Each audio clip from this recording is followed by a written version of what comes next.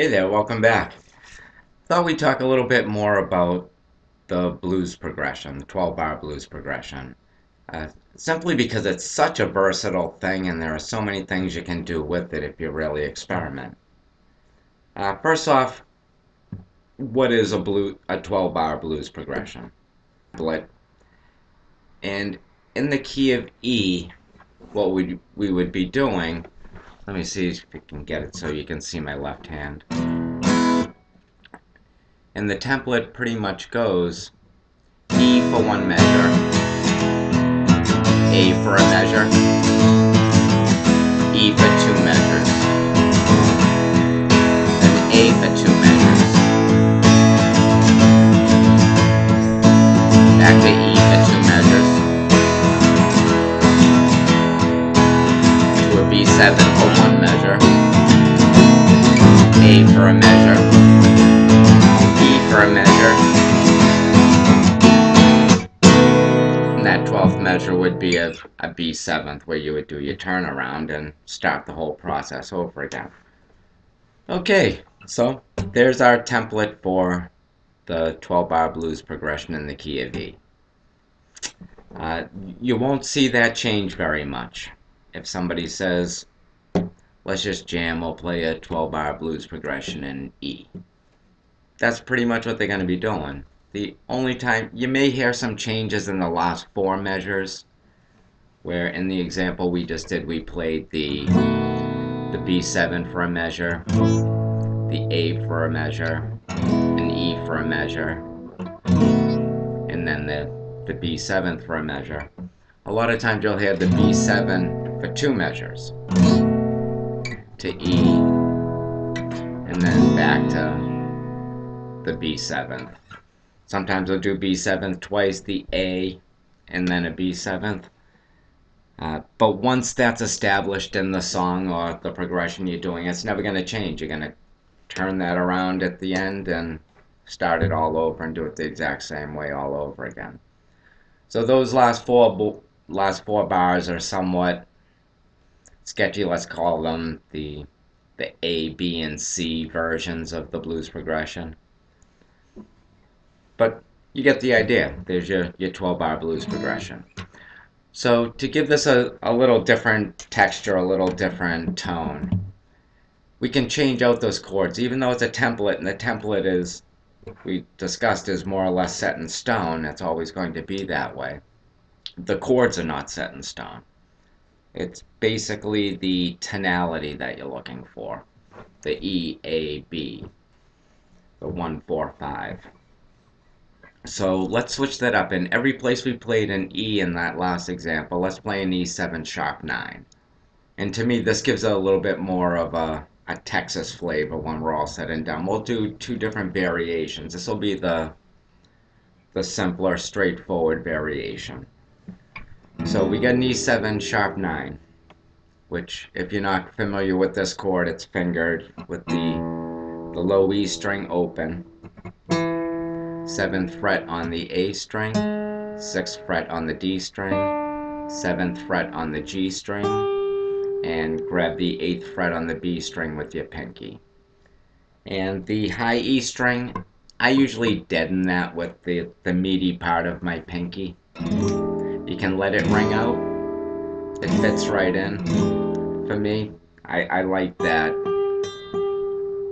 to be the top note. So there's one chord out of the way. Every time we used an E, we're going to use an E7 sharp 9.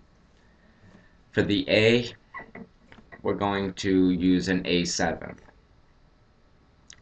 Now we could jump all the way down to the 2nd fret and make an A7 this way or that way. What I'm going to do, since we're using the E7 sharp 9 up here around the 7th and 6th fret, I want to keep my wrist from jumping all over the neck up and down.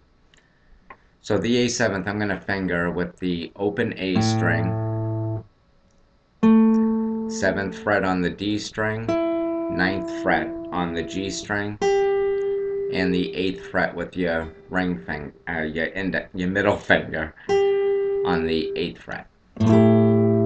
And again, I usually mute out that high E string. I don't think it's needed. You can let it ring, it's fine.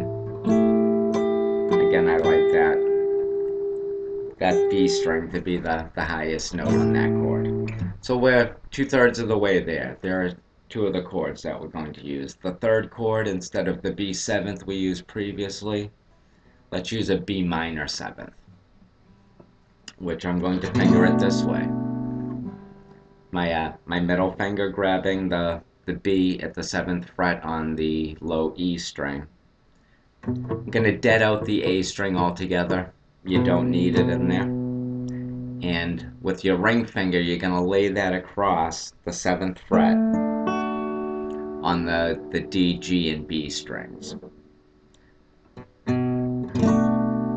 So 7, X, 7, 7, 7.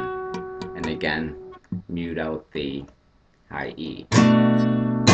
That may seem a little strange getting used to that fingering if you haven't used it in the past. It's pretty sound though. So when we substitute those out, the 12-bar blues is now sounding a little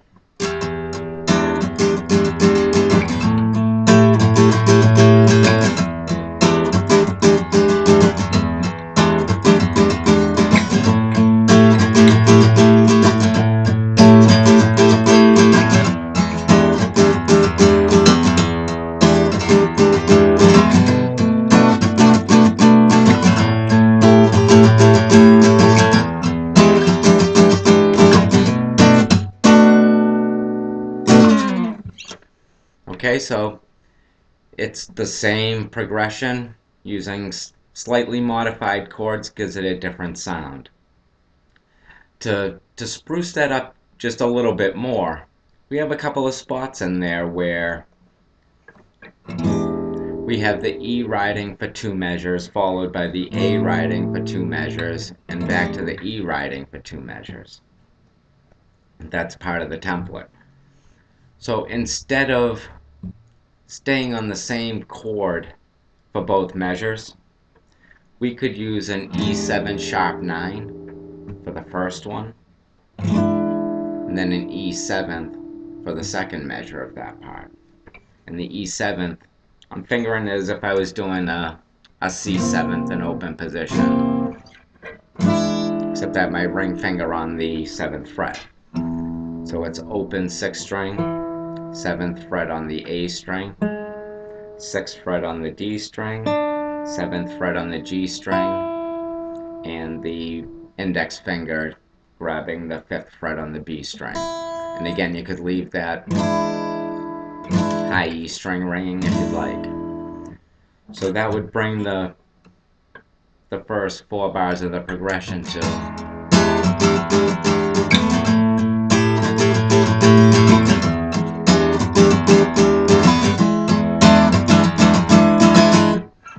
okay, keeps the chord still in that tonality, so you're fine with the template, but it changes up the mood of it just a little bit instead of hanging tight and droning on. Now we can do the same type of thing with the A7th chord that follows in the next 2 measures by doing the first measure, our A7th, and then for the second one using an A dominant ninth, an A9. And how I'm fingering that is open A string, 11th fret on the D string, and then barring with my ring finger the 12th fret for the G, B, and E strings.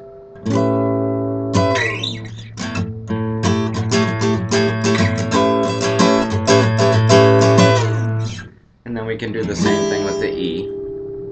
Do the E7 sharp 9 to the E7th and the B7th. So, and then we just continue on, just like we always had. So.